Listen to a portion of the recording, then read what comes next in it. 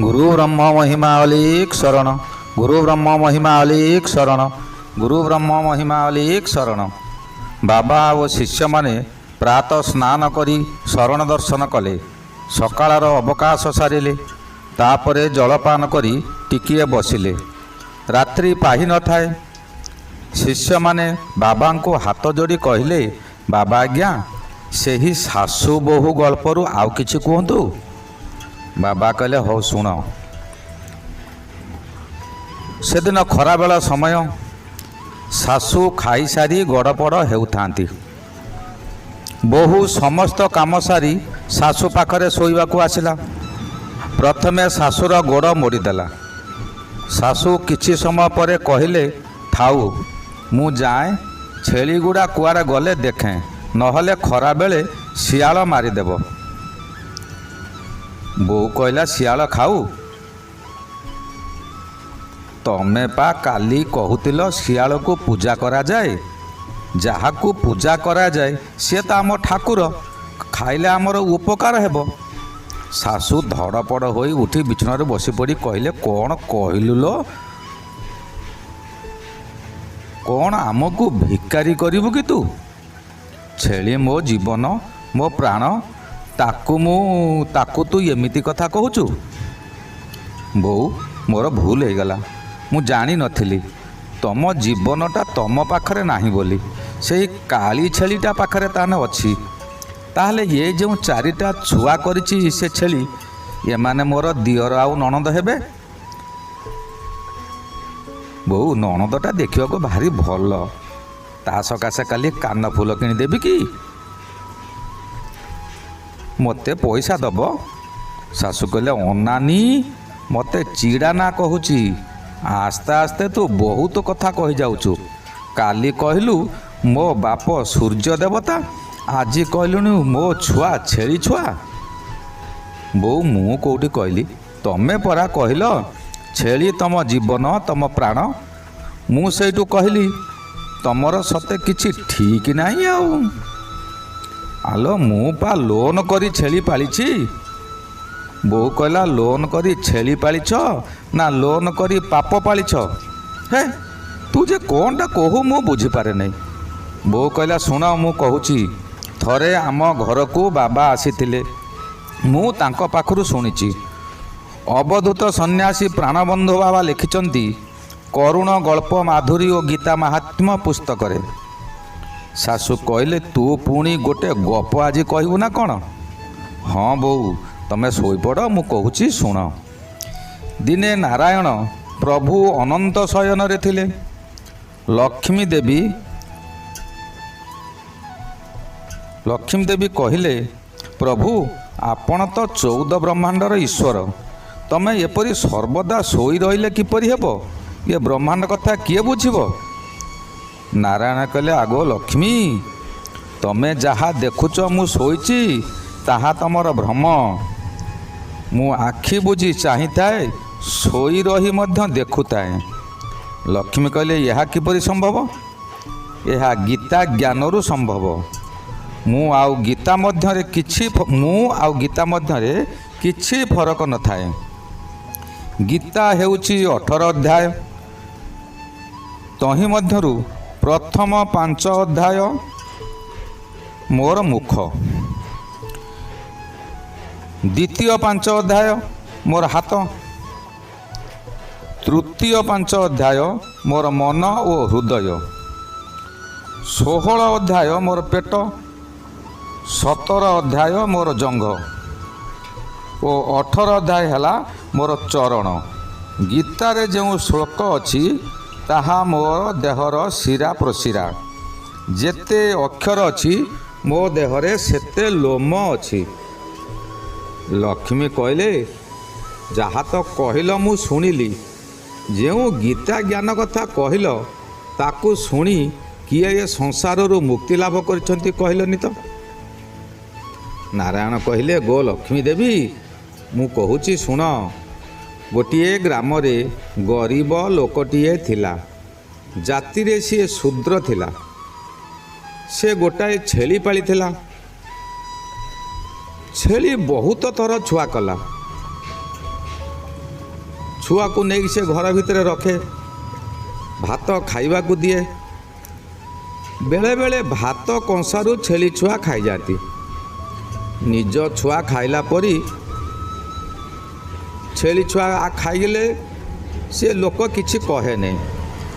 ବଡ଼ ହେଲା ପରେ କଂସେଇକୁ ବିକ୍ରି କରିଦିଏ। କୁହ ତ ବୋଉ, ସେ ଛୁଆ ପରି ପାଳୁଥିଲା, ପୁଣି ତ କଂସେଇକୁ ବିକ୍ରି ଦେଲା। କଂସେଇ ନେଇ କ'ଣ କରିଥିବ? ଶାଶୁ କହିଲେ, କ'ଣ ଆଉ କରିଥିବ, ମାରିକି ମାଂସ ବିକ୍ରି କରିଥିବ। ବୋଉ କହିଲା, ହଁ, ତା ନ କରି ଆଉ କ'ଣ କରିଥାନ୍ତା। ତମେ ସେହିପରି ଏ ଛୁଆ ଚାରିଟାକୁ ନିଜ ପିଲା ପରି ପାଳୁଛ। ନିଜ ପିଲା ପରି ନିଜ ପୁଅ ଝିଅ ତ ସେମାନେ, ତା ମଧ୍ୟରୁ ଗୋଟିଏ ପୁଅ, 3ଟା ଝିଅ। ପୁଅଟାକୁ ଭାରି ଭଲ ପାଉଛ, ଖାଇବାକୁ ଦେଇ ମୋଟା କଲଣି। ତାକୁ ଅଲଗା ମୁଢ଼ି ଖାଇବାକୁ ଦେଉଛ, ଯେମିତି ଅଧିକ ତେଲିଆ ଦେଖାଯିବ ଓ ଓଜନ ବଢ଼ିଯିବ। ତାପରେ କଂସେଇକୁ ବିକିଦେବ। ତମ ପୁଅକୁ ତମେ କଂସେଇକୁ ବିକ୍ରି କରିପାରିବ ତ? ହେ, ସେ କାଳ କଥା ଗୁଡ଼ା କ'ଣ କହୁଛୁ କିଲୋ? ସେଇଆ ହେଲେ ତୋର କ'ଣ ଭଲ ହେବ? ନା ବୋଉ, ମୋର ଭଲ ହେବ କେଉଁଠି? ସେଥିପାଇଁ ତ କହୁଛି। ୟାପରେ ଶୁଣ। ସେଦିନ ସିଏ ଛେଳିକୁ ନେଇ ଚରାଇବାକୁ ଯାଇଥାଏ। ଗଛରୁ ଡାଳ ଭାଙ୍ଗୁଥିବା ଅବସ୍ଥାରେ ତାକୁ ସାପ କାମୁଡ଼ି ଦେଲା। ସିଏ ସେଇଠି ପଡ଼ି ମରିଗଲା। ପରେ ସିଏ ଗୋଟିଏ ବଳଦ ହୋଇ ଜନ୍ମ ହେଲା। ସେଇ ବଳଦକୁ ଗୋଟାଏ ଭିକାରୀ କିଣିଲା। ଭିକାରୀ ଦୈନିକ ତାରି ଉପରେ ବସି ଭିକ ମାଗିବାକୁ ଯାଏ। ସନ୍ଧ୍ୟା ସମୟକୁ ଆସି ପଦାରେ ବାନ୍ଧିଦିଏ। କ'ଣ ଟିକିଏ ଇଆଡ଼ୁ ସିଆଡ଼ୁ ଖାଇବାକୁ ଦେଇ ନିଜେ ଶୋଇପଡ଼େ। ବଳଦର ପେଟ ଭୋକରେ ଡହଳ ବିକଳ ହେଉଥାଏ। ପରଦିନ ସକାଳୁ ଭିକାରୀ ପୁଣି ନେଇଯାଏ। ଏହିପରି କିଛି ଦିନ ପରେ ବଳଦ ରୋଗାକ୍ରାନ୍ତ ହୋଇ ଶୋଇ ରହିଲା, କିନ୍ତୁ ମରିପାରୁନାହିଁ, ଖାଲି ଛଟପଟ ହେଉଛି। କାହିଁକି ନା ପୂର୍ବ ଜନ୍ମରେ ଛେଳି କଂସେଇକୁ ବିକ୍ରି କରି ମହାପାତକ କରିଛି। ସେ ସମୟରେ ଯଦି ଅନ୍ୟ ବ୍ୟକ୍ତି ତାଙ୍କ ଧର୍ମରୁ କିଛି ଦାନ କରିଦିଅନ୍ତି, ତେବେ ସେ କଷ୍ଟ ଭୋଗୁଥିବା ବ୍ୟକ୍ତି ମରିଯାଏ। କିଛି ଲୋକ ଦୟା ଦେଖାଇ କିଛି କିଛି ଧର୍ମ ଦାନ କଲେ, ତଥାପି ବଳଦ ମରୁନଥାଏ। ସିଏ ତ ମା ଆଗରୁ ଛୁଆକୁ ଛଡ଼େଇ ବିକ୍ରି କରିଛି। ମା ଆଖିରୁ ଲୁହ ଗଡ଼ିଛି, ମାଆର ଅଭିଶାପ ପଡ଼ିଛି। ଏ ବଳଦ ମରୁଛି କେଉଁଠି? ସମସ୍ତେ ରୁଣ୍ଡ ହୋଇଥାନ୍ତି। ସେହି ବାଟ ଦେଇ ଗୋଟାଏ ବେଶ୍ୟା ଯାଉଥିଲା। ସେ ପଚାରିଲା, କ'ଣ ହେଇଛି କି? ସମସ୍ତେ କହିଲେ, ଏହି ବଳଦଟି ପାପରେ ଘାଣ୍ଟି ହେଉଛି। ପୂର୍ବ ଜନ୍ମରେ କେତେ ପାପ କରିଥିଲା କେଜାଣି, ଏ ଜନ୍ମରେ ଘାଣ୍ଟି ହେଉଛି। ବେଶ୍ୟା କହିଲା, ମୁଁ ତ ବେଶ୍ୟାଟାଏ, ପରପୁରୁଷ ସହିତ ରାତି ବିତାଉଛି, ମୁଁ କ'ଣ ଧର୍ମ କରିଛି? ଗ୍ରାମବାସୀ କହିଲେ, ମୁଁ କ'ଣ କରିବି? ମୁଁ ଯେତେବେଳେ 16 ବର୍ଷର ହୋଇଥିଲି, ମୋ ମା ସେହି କାମରେ ମୋତେ ଲଗାଇ ଦେଇଥିଲା। ଧୀରେ ଧୀରେ ମୁଁ ଅଭ୍ୟସ୍ତ ହୋଇଗଲି ଓ ଘର ଛାଡ଼ି ଲୁଚିକି ପଳାଇଗଲି। ଆସି ବେଶ୍ୟା କାମ କରୁଛି। ତଥାପି ମୁଁ ପ୍ରଭୁଙ୍କୁ ଡାକୁଛି, ମୋର ଯଦି କିଛି ଧର୍ମ ଥିବ ତେବେ ଏ ବଳଦକୁ ଦେଇ ଦିଅନ୍ତୁ। ଏହାପରେ ବଳଦଟି ସଙ୍ଗେ ସଙ୍ଗେ ମରିଗଲା। ସମସ୍ତେ ଆଶ୍ଚର୍ଯ୍ୟ ଓ ଚକିତ ହୋଇଗଲେ। ତାକୁ ପଚାରିଲେ, ତମେ କ'ଣ ଧର୍ମ କରିଥିଲ? ବେଶ୍ୟା କହିଲା, ମୁଁ କିଛି ଜାଣିନାହିଁ। ମୋ ଘରେ ଗୋଟେ ଶୁଆ ଅଛି, ସିଏ କ'ଣ ଗୁଣୁ ଗୁଣୁ ହୁଏ, ମୁଁ କିଛି ବୁଝିପାରେ ନାହିଁ। ତମେ ଶୁଆକୁ ପଚାର। ସମସ୍ତେ ଶୁଆକୁ ପଚାରିଲେ। ଶୁଆ କହିଲା, ମୁଁ ପୂର୍ବ ଜନ୍ମରେ ଗୋଟିଏ ବ୍ରାହ୍ମଣ ଘରେ ଜନ୍ମ ନେଇଥିଲି।